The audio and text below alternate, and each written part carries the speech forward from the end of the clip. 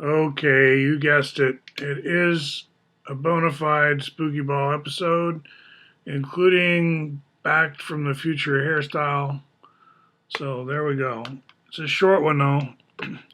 I'm just reconstructing some history. Elastic interval geometry. What was it?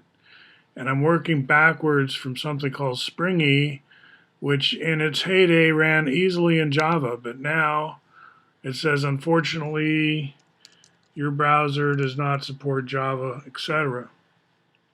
So we didn't see when this was being developed that Java was going to hit the rocks in a lot of ways. That was a surprise, I think.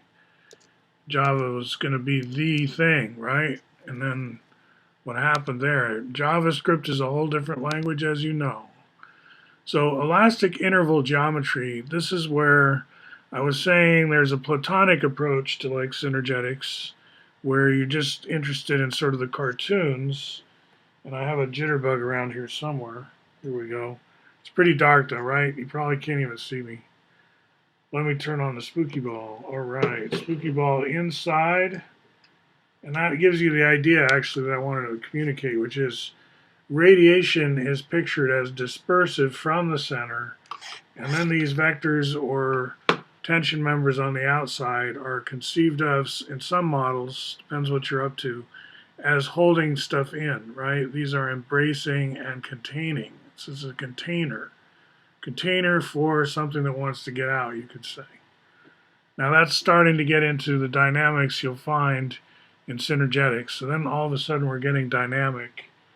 And tensegrity, which Gerald de Jong would bicycle by in Holland quite often, there was a big Kenneth Nelson sculpture there. And that was influential on his thinking when he developed elastic interval geometry. He wasn't the only one working on it. There was a group of people, but he was doing really a lot. And so that's why his name pops up. Tim Tyler comes in.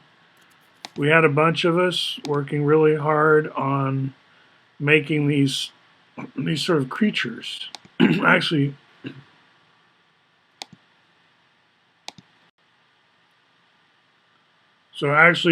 Gerald is doing the most here with the creatures at Darwin at Home. There's a culling algorithm here where you randomly generate these sort of little tensegrities, and then you see which ones, just by happenstance, get further, where you define friction, gravity.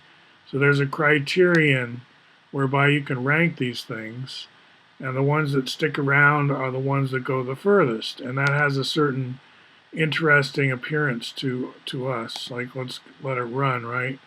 So there's one of his creatures, and this all just happens in the computer. It looks like balloons, doesn't it?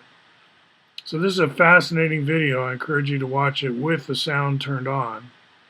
And then also visit, well, just look for elastic interval geometry and see where that takes you. I think that's what happens along a very interesting and important branch, starting with synergetics and sort of tensegrity, people talking in that community getting really jazzed about this kind of geometry, elastic interval geometry. Could be taken further, interesting stuff.